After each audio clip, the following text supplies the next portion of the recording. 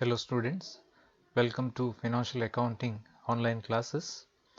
In this session, we'll study about the concept of redemption of preference shares and rules regarding redemption of preference shares.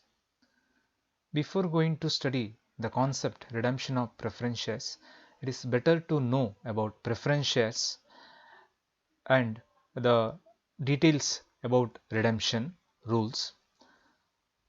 Preference shares and equity shares are the two kinds of shares issued by a company as per Companies Act 2013.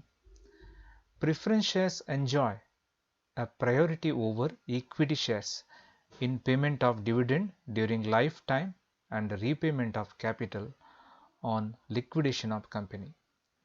That means preference shareholder get preference while payment of dividend.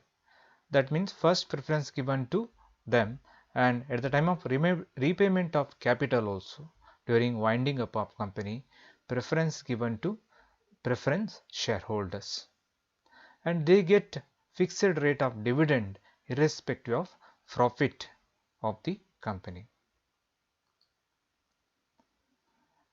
Let us study the concept of redemption of preference shares.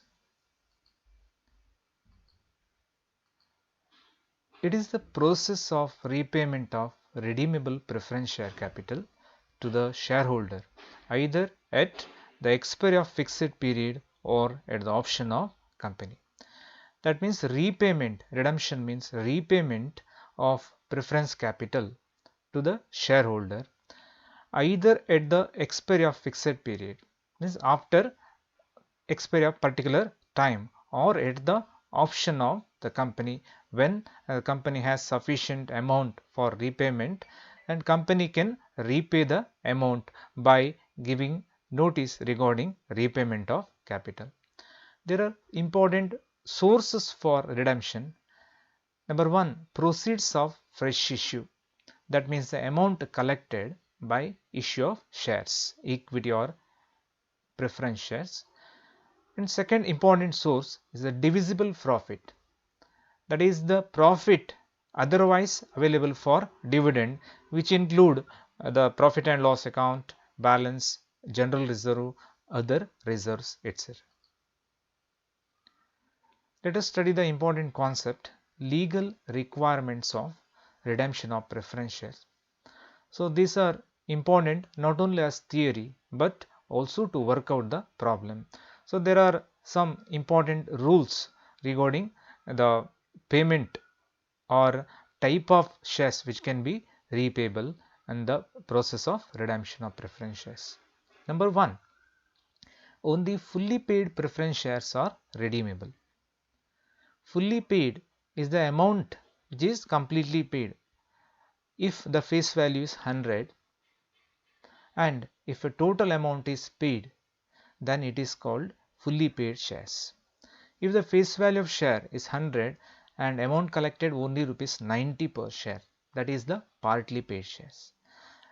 As per the act, partly paid shares cannot be redeemed, but it can be converted into fully paid shares. After that, it can be redeemable. Point number 2.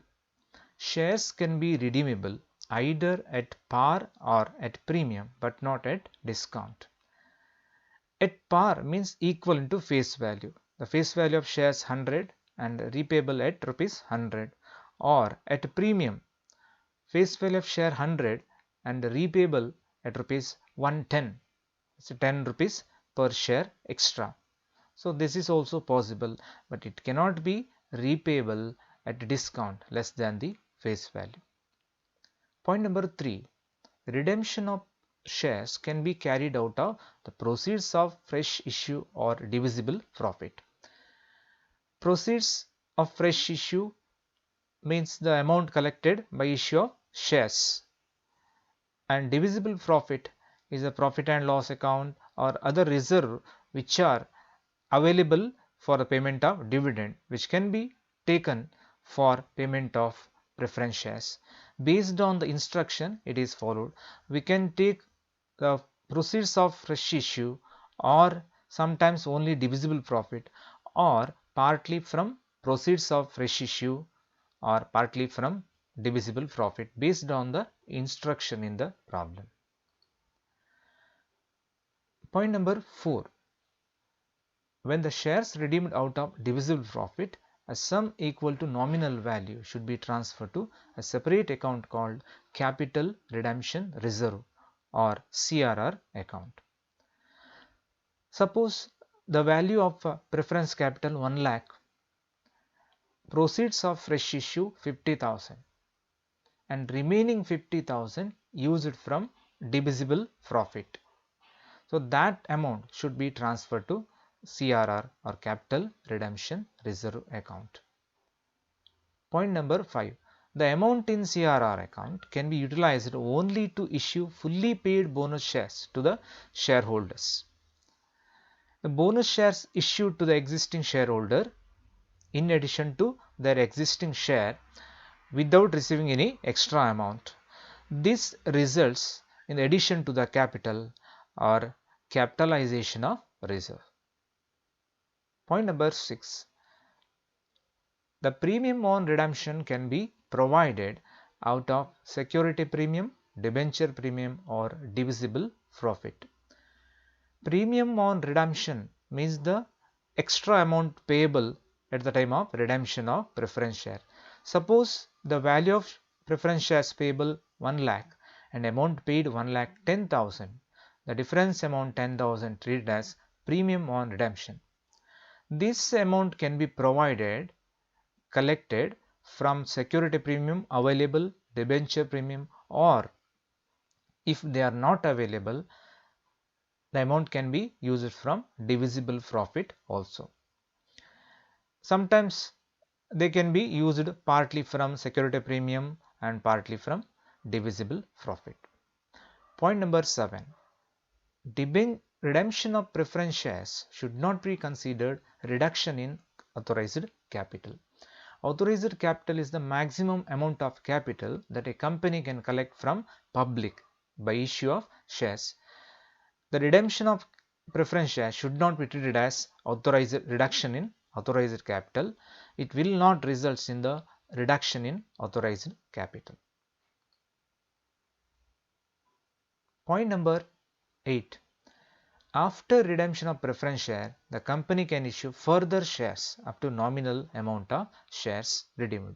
As per Company Act, company has the freedom to issue fresh shares up to the nominal amount of shares redeemed. Point number 9.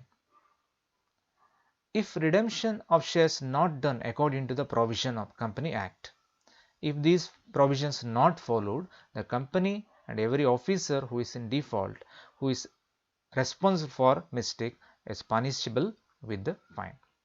So these are various legal rules relating to the redemption of preference shares. They are important not only as a theory but also to work out the problem. Thank you.